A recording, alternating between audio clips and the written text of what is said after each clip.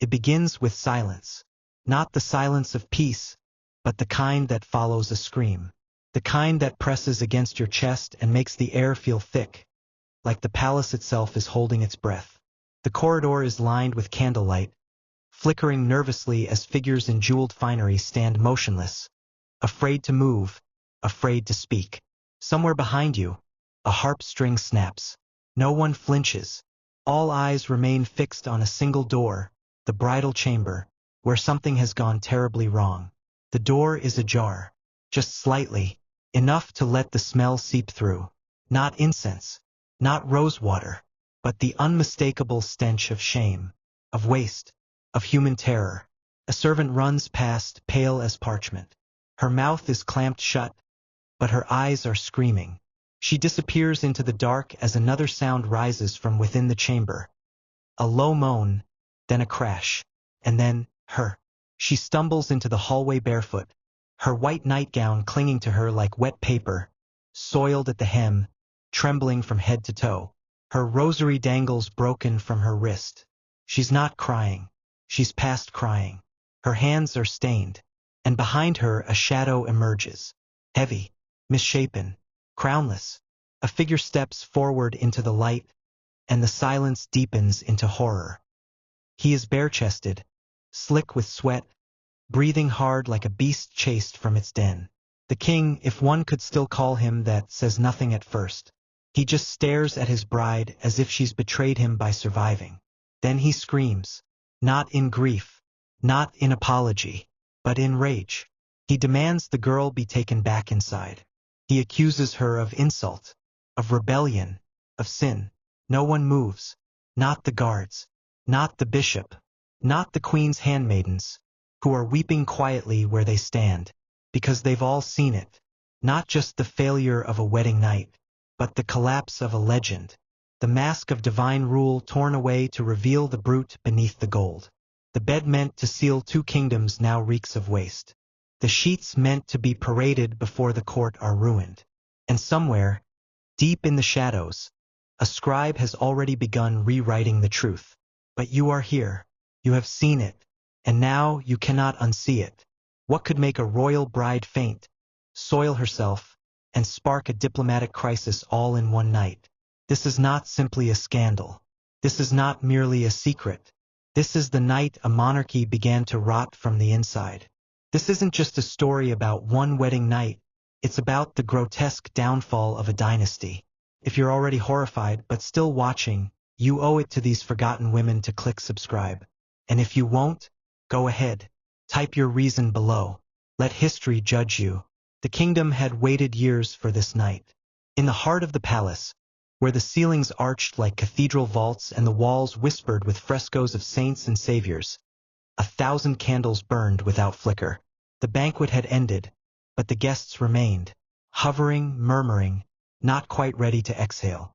Goblets half full with Spanish red lingered in the hands of cardinals, dukes, and foreign dignitaries. Gold embroidery caught the light. The air was thick with expectation, not celebration. Spain, though fractured by unrest, by revolts whispered from the provinces, still knew how to put on a spectacle. And this was not merely a marriage. This was a political ceremony, an alchemy of bloodlines meant to purify the crown. Two royal houses joined under God, a fragile promise wrapped in lace. At the center of it all, the bride, 16, delicate, not yet a woman in the ways of the world, but dressed like one for the purposes of empire. She had been raised behind stone walls and stained glass, far away in the cold corridors of a German convent. There, she was taught obedience, modesty, the importance of silence. Her education had been immaculate, yet dangerously incomplete. Of passion, she knew nothing. Of men, even less. She arrived in Spain like a sacrificial dove, gowned in white, her cheeks powdered, her lips painted rose. They said she looked like a ghost drifting through the gardens. She didn't speak the language. She barely spoke at all. Her handlers called her innocent. The court called her pure. The king called her his. And so, on a night carved from marble and firelight, she was led, by gloved hands and holy chants, into the bridal chamber. The door was shut behind her with a ceremonial thud. Outside, the witnesses remained. This was tradition. The royal consummation was not merely private, it was public by proxy. Nobles waited just beyond the threshold, listening for movement, for laughter, for any sound that suggested the marriage had been sealed in flesh, as well as parchment. Custom dictated that after the act, the queen's maids would present the bloodied bedsheet to the court. A quiet display, carried out with reverence. A stain of red to signify both virginity and victory. An ancient ritual older than most of the books in the palace. Tonight, however, the chambermaids carried no sheet. The minutes ticked by. The fire in the hearth burned low. Whispers began to stir beneath the golden chandeliers. One lady-in-waiting shifted in her heels. A priest adjusted the chain around his neck, suddenly unsure whether to pray or pretend. Then came the sound. Not the soft rustle of silks. Not a sigh. Not a giggle. But something sharp. Something primal. A cry that cut through the corridor like a dagger through velvet. It was not the sound of ecstasy. It was not even the sound of fear. It was the sound of a world breaking. The first scream was hers. Thin, high, and almost childish. The second was lower, rougher, filled with rage. Then silence again. Only this time it was not laced with expectation. It was heavy with dread. A rustle of movement behind the door. A thud. A sob. The crowd outside stood frozen, unsure whether to flee or knock. And then, like a wound splitting open, the chamber door creaked ajar. The rest would become legend. But what happened in those first seconds, those first glimpses of the trembling bride, the disheveled king, the soiled floor, would echo through royal history like a curse. And that's when the screaming started. If you're still watching this and pretending it's just another royal scandal, you haven't been paying attention. These women were silenced for centuries. But not here. Not now. Subscribe to Cursed Chronicles and bear witness. And if you won't, write your excuse below. Let's see if it survives history. The king had been watched closely since boyhood. Not with pride, not with awe, but with carefully concealed dread. Even as a child, there was something wrong. He had the bearing of royalty, yes, the straight spine, the heavy gaze, the lineage thick with emperors. But he was slow to walk, slower to speak. Tutors whispered that his temper ran faster than his mind. Nannies reported that his sleep was broken by groans, that he clawed at his sheets as though fighting unseen hands. Still, no one dared question his destiny. He was born to rule, and so he would, whether nature approved or not. But nature had not been kind. Behind closed doors, physicians observed what the court could only speculate. A grotesque anatomical deformity, unlike anything recorded in their thick-bound books of royal medicine. A member so disproportionate it defied proportion itself. Massive, yes, but not in the way court jesters joked about in taverns. The structure was misshapen, cruel in its design. Thin at the base, bulbous at the end, it curved unnaturally. A grotesque imitation of virility. It did not function as nature intended. It inflicted pain, not pleasure. At first, they assumed it was a passing condition, a temporary swelling, a reaction, perhaps. But it remained. As the prince grew, so did the deformity. And with it, his shame. Mistresses had been summoned in secret once he reached adolescence. Foreign girls, servant girls, girls whose names never made it into ledgers. They came and went in silence, paid well to say nothing. But silence has seams. Some spoke, quietly, behind locked doors. They told of strange encounters. Of a prince who tried to hide in shadows, who wept when aroused, who grew violent when refused. They described not lovemaking, but trials, as though intimacy were a punishment inflicted on both parties. One woman, sent from France, was said to have fled the palace in the dead of night, her inner thighs bruised, her voice lost. She never returned, and no inquiry followed. The physicians wrote warnings, first cautious, then desperate. One wrote, "His Majesty's form, in its present condition, is not compatible with the anatomy of the average female. Intimacy may result in injury, or worse." Another noted that no child could be conceived under such geometry without intervention. But interventions were denied. The prince, now king, refused to be seen as less than whole. And so he demanded a bride. Not for love, not even for alliance, but for proof. He would silence the rumors, prove the court wrong, and display his dominance not with armies, but with consummation. His advisors pleaded for patience. The queen was too young, too pious, too naive. She believed babies came from prayers and angels, not acts of flesh. But the king would not wait. He called their hesitation cowardice. He had waited long enough. That night, when the doors were sealed and the bride was led into the room like a lamb draped in lace, no one outside the chamber could imagine the horror within. She stood at the foot of the bed, fingers knotted in silent prayer. Her heart thudded against her ribs like a bird in a cage. She turned when he entered, but did not curtsy. She didn't know she should. She only stared. And then, she saw. The expression on her face changed before she even made a sound. Her mouth opened, then closed. Her skin drained of color. She stepped back, tripped over the rug, and caught herself on the post of the bed. A whisper slipped from her lips. No! The king advanced. He believed terror was a phase, that resistance was ceremony, that all queens eventually submitted. But she didn't. Her hands flew out. She clawed at his arms. She bit. She begged. She screamed with a voice no convent had prepared her to use. He lunged. She slipped. The sound of her body hitting the marble echoed. The guards heard it. So did the cardinals. But no one moved. The rules forbade it.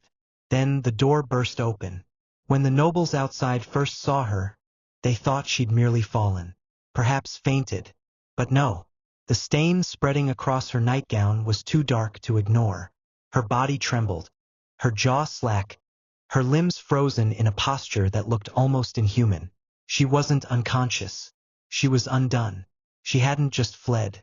She had collapsed, shaking, gasping, and lost control of her bowels in front of everyone. This part of history was erased, quite literally. Letters destroyed, paintings altered, names scrubbed clean. If this is the kind of truth you believe deserves daylight, hit subscribe. If not, I dare you to write why in the comments. Let the dead read your reasoning. Before the wedding, before the throne, before the bloodied sheets and broken prayers, there was the child.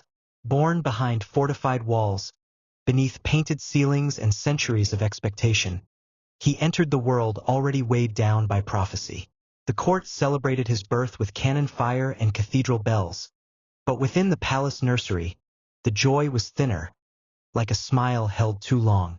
The nurses said he didn't cry right away, that he stared, unervingly silent, as though studying the world before deciding whether to join it. He was an only son, heir to centuries of empire. The blood of monarchs flowed through his veins, but not cleanly. The line had been kept too pure for too long, bloodlines folded in upon themselves, cousins wedding cousins, until the noble tree became a gnarled root strangling its own fruit. He was pampered, but never touched, fed delicacies, but starved of warmth. Tutors were assigned to teach him scripture, arithmetic, Latin, yet none were permitted to correct him. When one instructor dared to slap his wrist for inattention, the man was dismissed and exiled within the hour. Another tutor, more patient, tried gentler methods. He left the palace 6 months later and took holy orders in a remote monastery. He refused to speak of his experience. The boy's mother adored him, but only from a distance. His father, cold and formal, addressed him not by name but by title, "My successor." The child wandered the palace halls like a ghost dressed in velvet, always watched, never embraced. By the age of 12, strange rumors began to surface.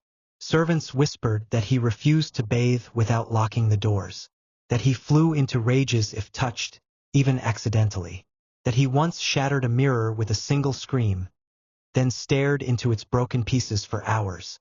There were incidents. A maid, barely older than he was, dismissed for disruptive conduct. Another caught crying in the garden, sent back to her village with a generous dowry and strict orders never to return. And there were signs, physical ones, that the young prince carried something unnatural. His valet reported difficulty fitting him for trousers. His tailors struggled to measure him without provoking tantrums. One physician, after a brief examination, wrote in a sealed letter, "The deformity is unmistakable, growth is abnormal, and it is far from cosmetic." By 15, he had already been promised to 3 noble houses. Each engagement dissolved quietly. The official reasons varied: political disagreements, dowry disputes, sudden illnesses, but the truth flowed beneath the surface like a poison. The daughters sent to meet him returned pale, silent, some trembling, some ill. One was said to have locked herself in her room for days, refusing food. Another fled to a convent, took vows before her parents could retrieve her. Not one of them spoke publicly about the encounter. They didn't have to. The clergy knew. The physicians knew. So did the royal advisors. But silence was their duty. Behind the walls of the palace, attempts were made to correct the deformity. Leeching, binding, salves of crushed herbs and oils, whispered prayers over the lower abdomen. None of it worked. One doctor proposed surgery. Another called it blasphemy. But the worst wound was not physical. It was internal. Denied the normal progressions of affection, attraction, and understanding. The prince's mind twisted to match his body. He did not learn intimacy, he learned domination. He did not crave love, he craved obedience. Every rejection became a wound. Every whisper of his condition fed a fury he carried like a dagger beneath his smile. As he grew into a man, he surrounded himself with flatterers. Men too afraid to laugh at his limp, too cowardly to question his rages. He rode out only at dusk. He dined alone. He drank excessively. And behind closed doors, he demanded what he could not inspire: submission. The whispers of his cruelty grew louder. Chambermaids avoided his wing of the palace. Gardeners crossed themselves when his window opened. The royal confessor tried once to intervene. He was found several weeks later, dead of fever, though no physician could locate a cause. So when the marriage was finally arranged, there was relief throughout the palace. Not because anyone believed it would succeed, but because they hoped perhaps it would contain him, that it might quiet something in him, soothe whatever storm had been swelling behind those royal eyes. But they misunderstood him entirely. This wasn't about sex. It was about power, about proving he wasn't broken, about making someone else feel what he'd carried in secret for years. This wasn't about union. It was about conquest. And this wedding was his ultimate stage. These are the stories they scrubbed from the archives. Not because they weren't true, but because they were too true. Subscribe to Cursed Chronicles if you believe darkness deserves a name. And if not, scroll down and tell the world why silence still comforts you more than truth. It began with one scream, then 2, then something far worse: silence. Not the composed, courtly kind, but a raw, suffocating stillness, like the palace itself had paused mid-breath. A maid stumbled out first. She wasn't supposed to be inside. She had entered only to retrieve a forgotten veil, or perhaps to adjust a candle. No one remembered. But when the door opened again, she ran. Her face was contorted, wet with tears and something else. Shock that had settled too deep to cry properly. Her hands trembled as she tried to speak. No words came. Only a sound, short and guttural, escaped her throat before she collapsed to her knees. The guards reached for their swords. Not because of an enemy, there was none, but because they didn't know what else to do. They looked to each other, to the bishop, to the king's chief steward. No one gave the order to enter. Protocol forbade it.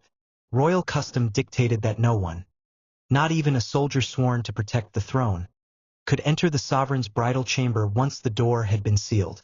The consummation of a royal marriage was sacred, untouchable. The act was between monarch and monarch, sanctified by ceremony, blessed by God, and confirmed only by what followed. Ideally, a sheet, stained and displayed before the witnesses with silent pride. But there would be no sheet tonight. Inside, something was breaking, a sound of struggling. A chair knocked over, the sickening thump of flesh against stone. Another scream, deeper this time, edged with pain. And then the chamber doors, carved with saints and sealed with gold, swung wide open. The crowd didn't move at first. There was no precedent for what they were seeing. At the threshold knelt the bride, or what was left of her. Her gown, once white, was streaked with filth. Her bare feet were smeared with blood. Her knees bent inward like a child's, arms crossed over her chest not for warmth, but protection. Her rosary hung limply from one wrist, the crucifix snapped from its chain. Her eyes were open but unfocused, as though staring into something that no one else could see. She was shaking, mouth ajar, lips forming a silent prayer or a plea that had long since failed. The silence shattered when a second figure emerged. The king, naked from the waist up, breath ragged, eyes blazing, stepped into the hall like a beast from behind a curtain. His skin glistened with sweat. A scratch streaked down his chest. His left hand gripped the edge of the doorframe, as if to steady himself. His right hand pointed back into the room, toward the girl, toward the ruin. He was not ashamed. He was furious. He barked orders, demanded she be taken back, accused her of defiling the ceremony, of mocking his crown. His voice rose until it cracked, a savage noise echoing against the marble. He had prepared for triumph. Instead, he had been denied.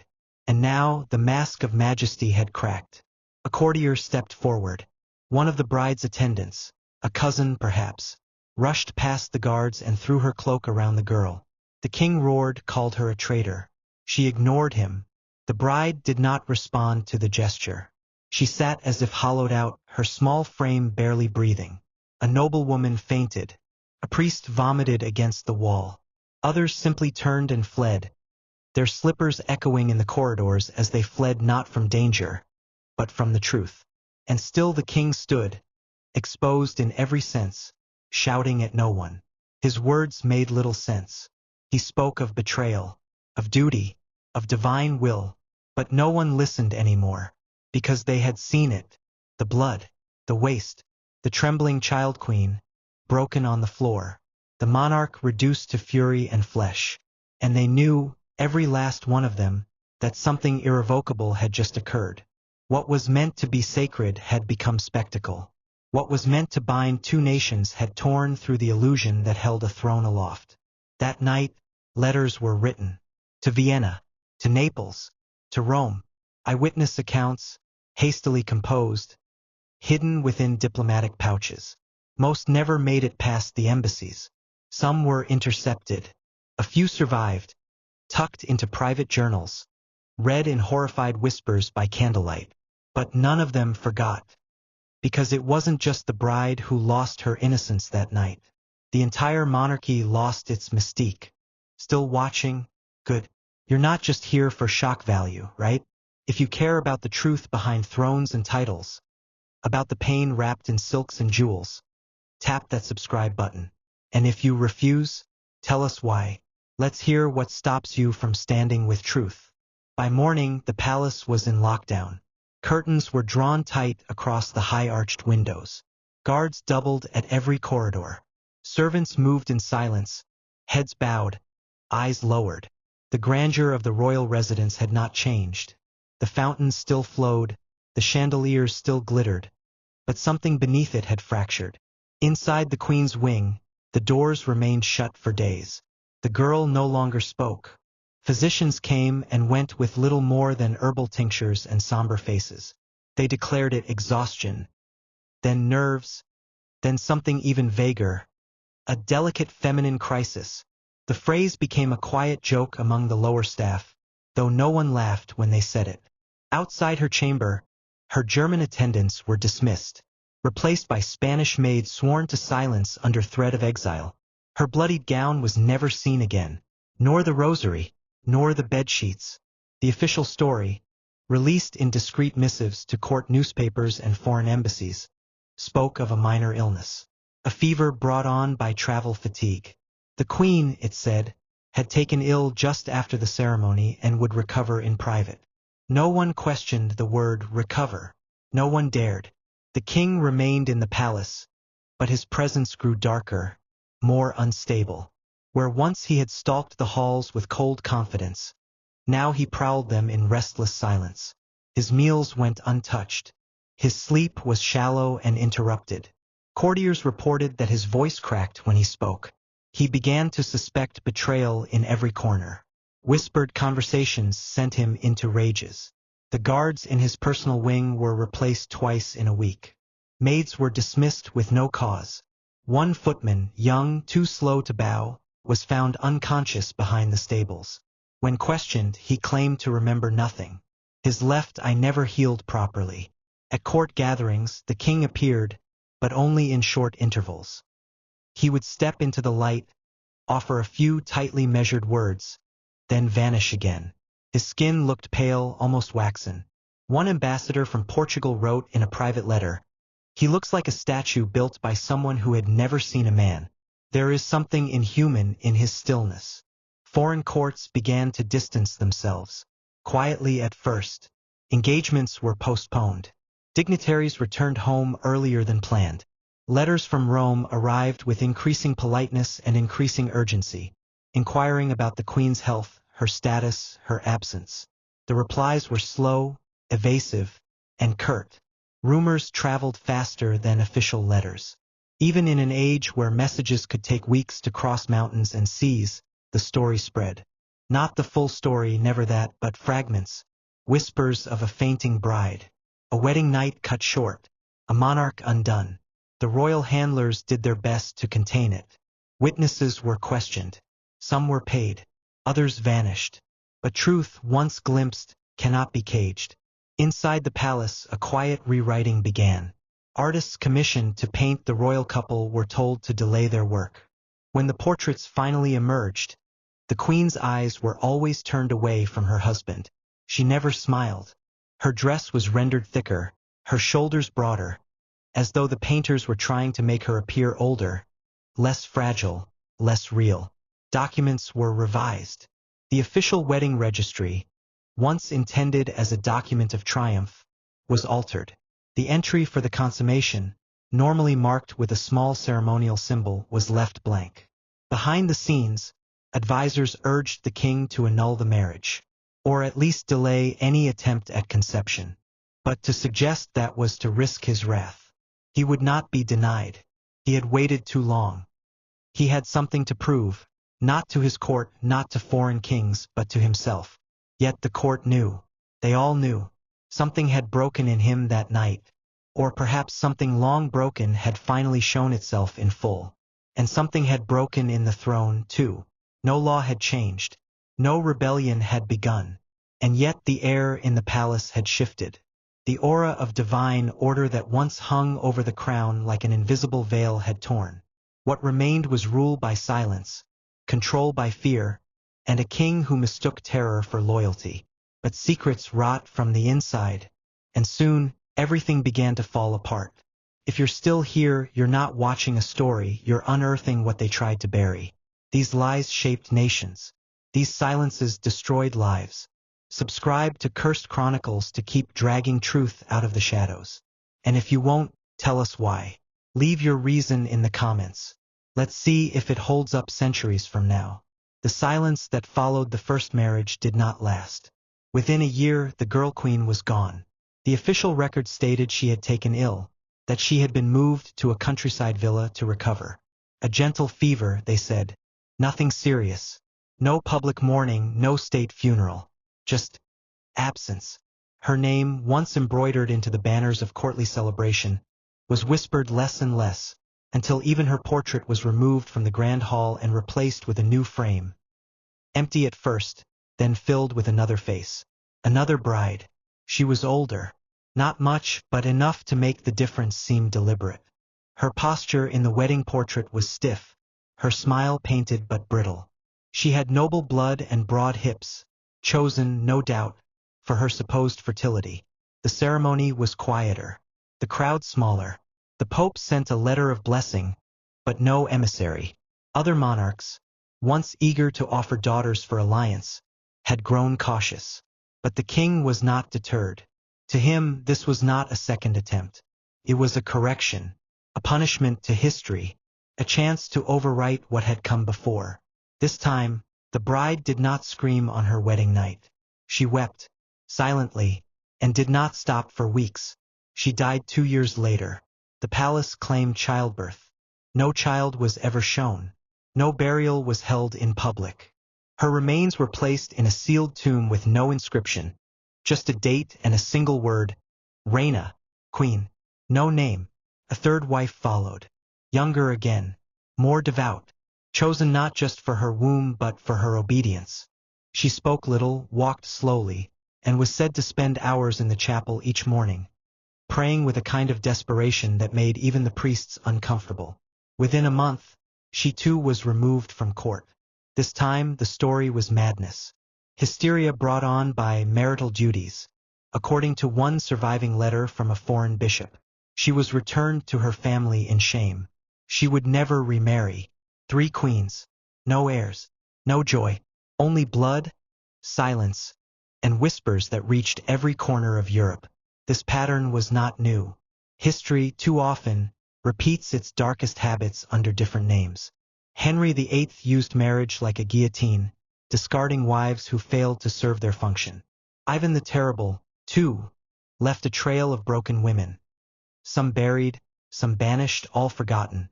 But this king, this Spanish monarch, did something even more insidious.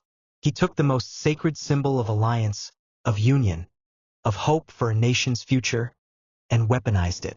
In his hands, marriage was no longer a vow. It was a verdict. The church watched, silently, because the church had no heir to protect. The monarchy did. And in a world where kings were ordained by God, even a monster wearing a crown was still his chosen vessel. So the Vatican blessed each new marriage. So the priests turned their eyes to heaven. So the bishops wrote letters filled with holy lies. They spoke of duty, of divine order, of preserving lineage at all costs. But blood doesn't lie, and neither do stains. After the third wedding, a new rumor took root among the servants. That the king had begun collecting the linens himself. That he kept them in a cedar chest. That each one bore the name of a woman no longer seen. That no one was allowed to touch the chest, or even enter the chamber where it was kept. A noblewoman visiting from Austria recorded in her diary that she had once caught a glimpse through the open door of the king's private quarters. There, on a low table beside a half-finished goblet of wine, was a folded square of white cloth, creased sharply, stained at the center. A mark, a memory, a message. To the king it was not shame, it was triumph. He had turned evidence into trophies, misery into meaning. He did not collect wives, he collected proof. Proof that he had conquered what defied him. Proof that he still ruled, not only over a nation, but over the bodies of women who could not refuse. This was not a king. This was a predator wrapped in gold. The stories of these royal victims never made it into textbooks. But here on Cursed Chronicles we remember. Subscribe if you think truth deserves a voice. Or scroll down and explain why you're okay with forgetting them. The kingdom did not fall in a single night. It crumbled slowly, like a cathedral eaten from within, its stones still upright long after the faith that built them had died. Years passed. The court changed robes, changed titles, changed brides, but nothing changed the truth. There was no heir. 3 wives, countless attempts, and still the cradle beside the throne remained empty. The king, who had once boasted that his line would endure for 100 generations, now paced the halls of his vast, echoing palace alone, a crown growing heavier by the year.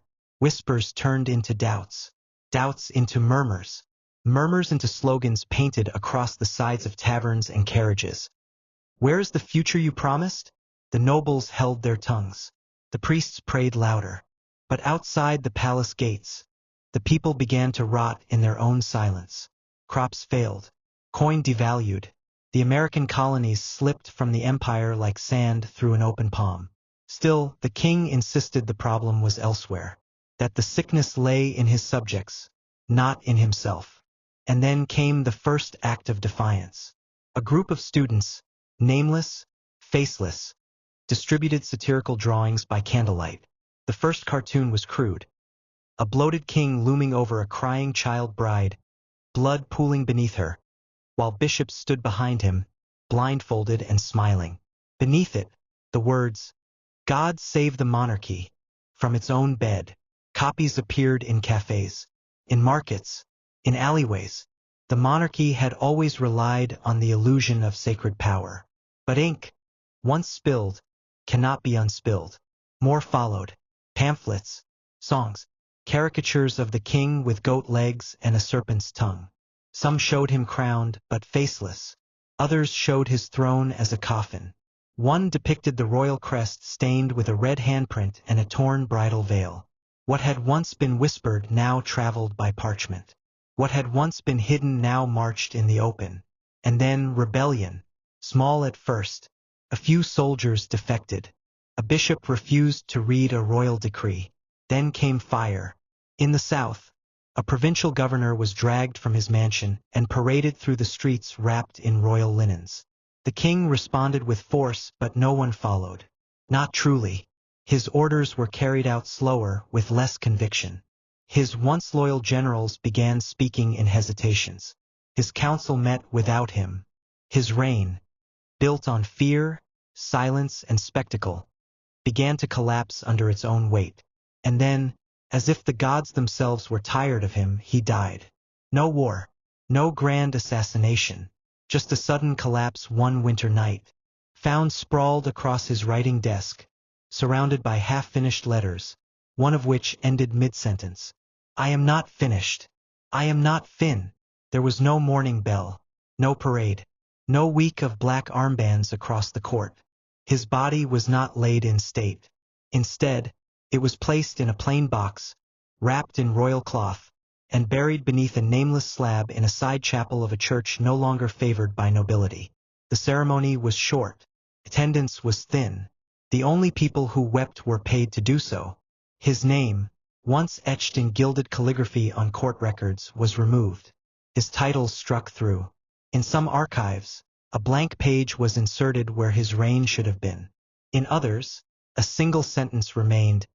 There was a king, that was all. His daughter, the child finally born to one of his wives through means the court never dared explain, would grow to hate him. In her first act as monarch, she ordered that no portrait of her father be displayed in the royal galleries. No statue, no bust, not even his signature on official banners. She referred to him only once, in a letter, where she called him a shadow who mistook fear for legacy. His palace still stands, but it is no longer a place of power. It is a museum now. Tourists walk its halls in reverent silence. They marvel at the tapestries, the frescoes, the chandeliers. They peer into the bedrooms, the war rooms, the prayer chambers. And yet there is something missing. No paintings bear his likeness. No plaques mark his deeds. Even the room where his throne once sat is now a gallery of saints and scholars, a space scrubbed clean of his presence. Visitors sometimes ask the guides, "Who ruled here?" The guides smile politely and change the subject. The monsters in history rarely disappear. They are erased intentionally. But silence is not justice. If you believe the forgotten deserve their reckoning, subscribe to Cursed Chronicles. And if you'd rather pretend this never happened, go ahead, explain it in the comments. The shadows will be waiting. The soiled bride was only the beginning. That image, her small, trembling frame crouched at the foot of a marriage bed stained with waste and blood, was not just the collapse of a wedding night. It was a revelation, a crack in the marble, through which poured everything the kingdom had tried to hide. Fear, control, trauma weaponized into ceremony. The monarchy had cloaked itself in sanctity for centuries. Draped in scripture, guarded by swords, anointed by oil and lie. But all the silks, the crowns, the incense, the choirs, none of it could hide what had been done to that girl. And worse still, none of it could hide what had been done through her. Because that night wasn't about consummation. It was about conquest. A declaration not of love, but of ownership. That's what she represented. Not a wife, not a queen, but a vessel. An instrument through which the king attempted to rewrite the truth of himself. To drown out his deformity, his rage, his failure, with the silence of another woman's suffering. But the silence cracked. And once it did, the shadows behind the throne began to shift. That wedding was not a one-time horror. It was part of a pattern, a ritual of pain disguised as pageantry, a royal lineage etched in bruises and broken vows. 3 brides, no heirs, countless victims, and behind every forced union, behind every blessed bedchamber, behind every papal decree, was the same sickness, gnawing from within the body politic like rot in bone. Fear, once seated, doesn't stay small. It spreads. It infects policy. It stains alliances. It echoes in laws passed to preserve what should never have existed. A monarchy ruled not by reason, but by the neurosis of one man, armed with a title, obsessed with control, and unanswerable to the people he ruled. How many others suffered behind those velvet curtains? How many sheets were buried? How many screams were mistaken for sin, then silenced by ritual? How many broken girls became footnotes? We will never know, because history, at least the kind recorded in palaces, was never written for them. And yet, the echo remains. A scream echoed through the palace that night. It was sharp. It was real. It was human. But history tried to silence it. Until now, you've made it this far. You've seen the pain, the power, the buried truth. If Cursed Chronicles doesn't deserve your subscription now, then maybe it never will. Drop your reason below. Let the world know why the dead don't deserve a voice.